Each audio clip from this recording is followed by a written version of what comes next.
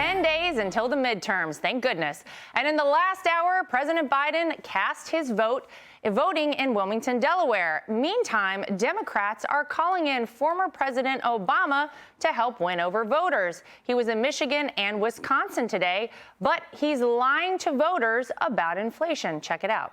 So inflation's a problem. What is the Republican answer? Look, I mean, if they had a great answer, that'd be one thing. But you know what their big economic policy is? They want to gut Social Security and Medicare, and then give big tax cuts to the wealthy and some of the most successful corporations in the world. That's their agenda. Well, Joey, President Obama says that it's too bad, I guess, Republicans don't have an answer. I don't know, could an answer maybe start with opening back up the pipelines, giving America our energy independence again? Maybe that would do something to take us down a better path, starting to curb inflation. What do you think? I think that it's good to be a politician that's never going to run for office again. You can literally say whatever you want. And get applauded for it. I think one thing that needs to happen, you know, we're going to talk later about Democrat infighting. They have to learn that not everybody hates people that are successful as much as AOC pretends to. Like just standing up there saying, oh, they're going to give tax cuts to the rich. You know what most of my family that are the opposite of rich would say? I don't care what you do for the rich. Give me a tax cut. Make things cost less for me. You know, we harp on energy all the time. And the best way we point that out is fuel at the pump. What we don't talk about is how that energy cost ripples into food and everything else, shipping and transportation and just overall the cost of manufacturing. But if you go back and make it make sense to the most basic American economy, you know, $600, more than that on an electronic transaction, we're going to tax you, right? The Venmo tax that everyone's upset about, the way that we can create microeconomies within our own household, make a little extra money, take your wife out to dinner, take your kids to Disney World, whatever. Okay, if Democrats are going after that, what would 2 more years of legislative power do? I mean, they could literally rewrite our tax code in the next legislative season. Americans aren't dumb to that. They understand that. It's not about what Republicans are going to do, because Republicans aren't about doing new things to Americans. They're about taking things back. If you want to know what the Republican plan is to capture the rise in inflation and turn it the other direction, look no further than where economic policies were in 2019. You know, before we started spending trillions on COVID, and then Democrats pick it up and take it trillions further down the road. That's right. Great economy under President Donald Trump. Biggest tax cuts in American history. By the way, something that, of course, we know has been a big problem for the Democrats and especially for Biden has been tax prices. Listen to what Joe Biden said about the gas prices just yesterday.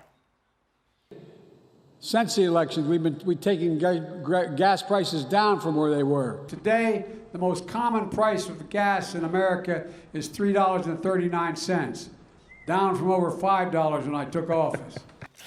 Okay, David, he said it was down from $5 when he took office. Take a look at this, $2.39 on Biden's first day in office. Today, it is at $3.76 per gallon on average in America. I know it's a little pricier where you are, though. The only problem, of course, that the Democrats have is everyone knows that's a lie.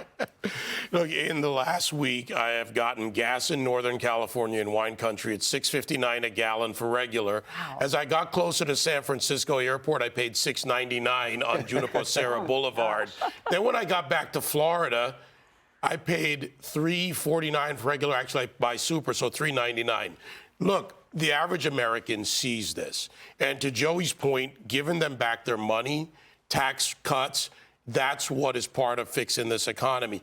Biden is simply lying. He's a skilled political liar. He has been since he's been in office.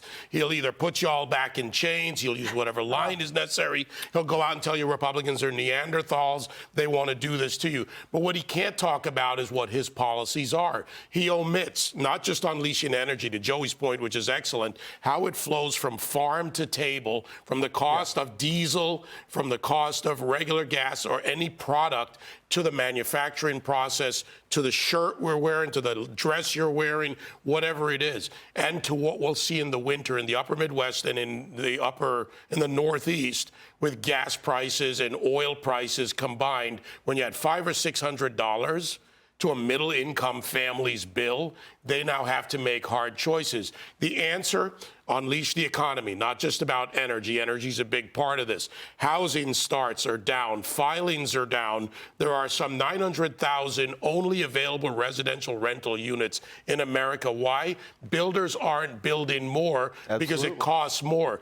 Concrete is up, aggregate is up, wood is up, supplies are up, electrical supplies are up. So when you look at all of this, this is the real economy that needs to be unleashed. And Biden doesn't have a policy. He has an ideology driven by the left.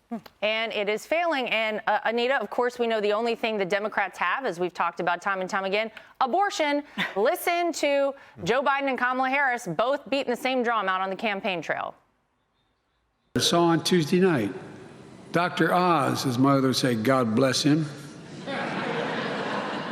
thinks the right to choose should be between, as the vice president pointed out, a woman, her doctor, and, quote, local political leaders.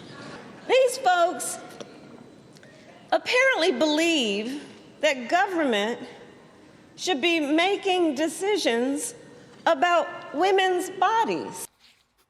Okay, Anita, this is basically all they have at this point is abortion. And we know that they're not making the case to convince the American people this is the most important thing. Yeah, I would just say look at the polls. The polls show economy, crime, inflation, education, what's happening in our schools. That's what's important to voters. Yes, of course, some people care about abortion. A lot of people care about it, but is it the most important issue? No, poll after poll shows these other things. Absolutely. All right. Can I just throw one thing in? Go ahead. For the American people, more of you drive to the gas station and the grocery store than to abortion clinics. Yeah. That's the voters. Yeah. There you have it. Hey, Sean Hannity here. Hey, click here to subscribe to Fox News YouTube page and catch our hottest interviews and most compelling analysis. You will not get it anywhere else.